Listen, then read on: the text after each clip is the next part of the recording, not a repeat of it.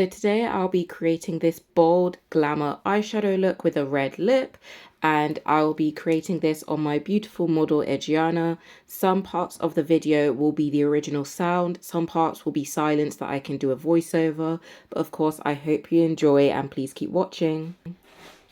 So out of these colours, we have a brown eyeshadow palette. Is there any browns that is like you want specifically? Do you want something light?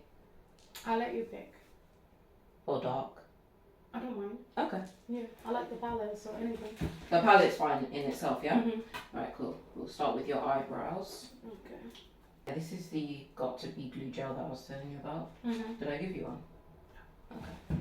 You're about to find out why it's like so tough. Okay.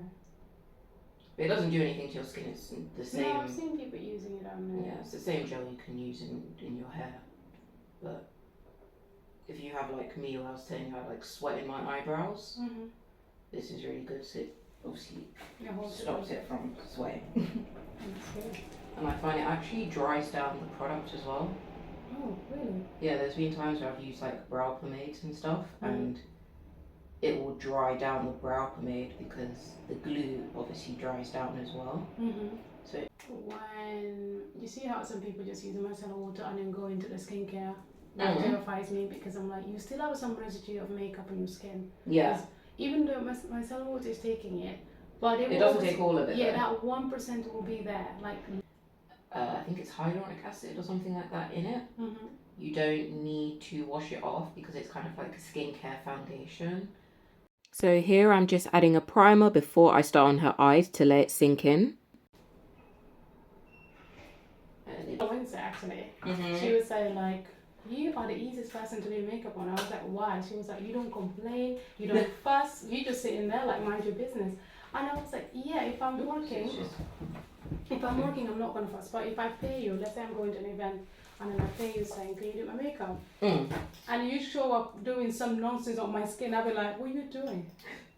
Be sure to always prime the eyes with a concealer before doing any type of eyeshadow. That way you will get the maximum payoff of the pigment, and you'll make sure that it really sticks to the eyes and you'll have minimal fallout. You always want to start with the darkest color and then work your way up. That way you'll get a nice gradient and it will be well blended before you go in with the crease shade, which I'm using a shimmer just to give the most sparkle, the most payoff, because of course this is a bold glamour look. It's quite nice. It's pretty simple, but you can do it for any time of day. It's so one top tip I have learned is to have your client partially close their eyes and to hold their eyelid. That way, if they blink a lot, if they're afraid of anyone applying their mascara because their eyes are closed, then it will minimize that blinking. Oh my god. We'll do the Laura Mercier Tinted Moisturiser just in case. Now, as you would have noticed that I applied the primer quite a while back, but I did the eyes first. That was to let the primer set in so that you can get the full uses of it. I find if you put foundation on straight away, it's going to end up mixing in and it won't be as effective. So if you put it on first, let it sit for a few minutes before doing foundation, you'll get the best payoff.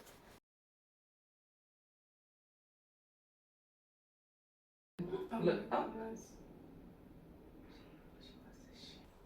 Even though it's I'll be like, oh my god, no. Always do your base routine in stages. Don't try and rush it all at once. Do your foundation, your concealer, your contour, your blusher. Do it all separately so it doesn't get muddy or cakey. Another tip is to use different products. You don't have to always use a brush or always use a sponge.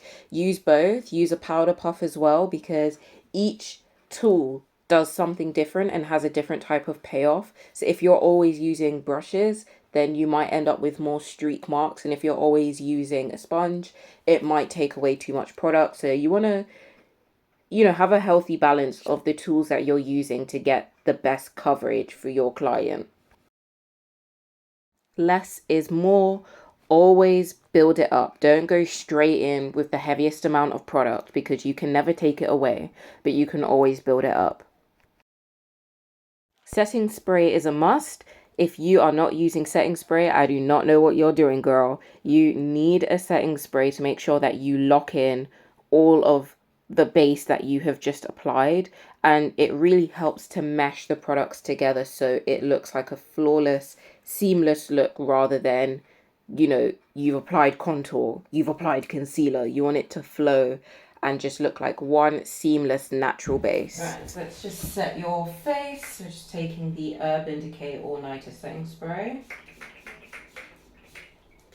I always apply quite a bit of this, but it smells lovely. Yeah, that's what I like about it. It actually smells nice. It doesn't smell too strong or chemically.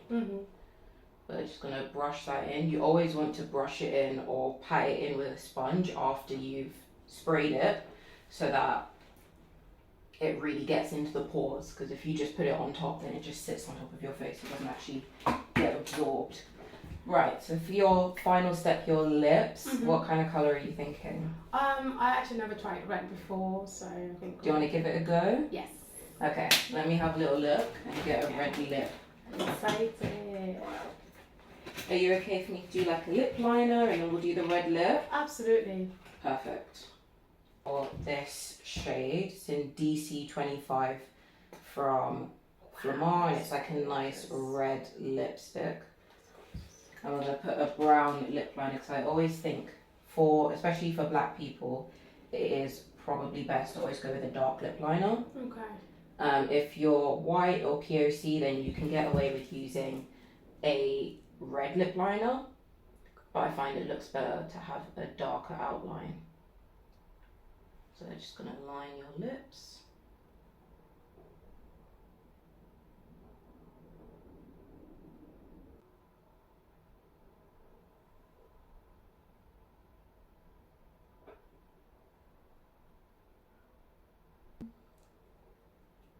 Okay, there we go. I'm just going to smudge that in so it's not a harsh line when we put on the lipstick, so it will blend a little bit more seamlessly. Okay.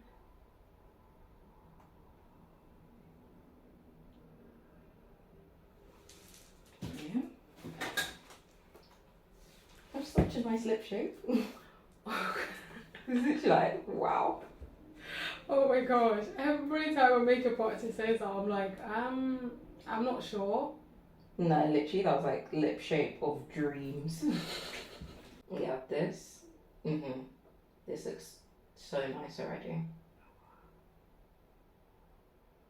It's going to be like a complete surprise when you see the final result. Okay.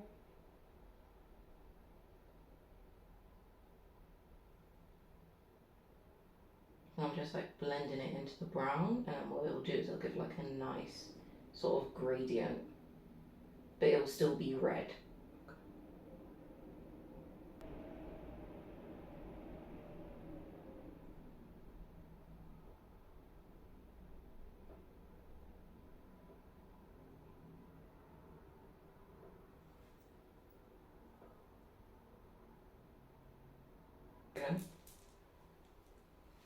Okay, I think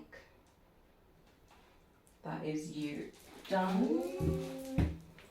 We're gonna have the final look. I can't. The final reveal. God, I love the eye. Like, oh my god. Oh, I've got to go like this to the event. The highlighter. Holy cow. Oh my god. I want to go to bed like this. And I'm going to be sleeping like this. So what are your final thoughts? I love it. I wish I could sleep on this makeup tonight, but that would just be bad for me. But, I mean, look. Look at this glow. Look at my eyes. It is actually shimmering. Like, everything is just snatched. This face, yeah? Look at this face. Zero blemishes. Nothing. Flawless.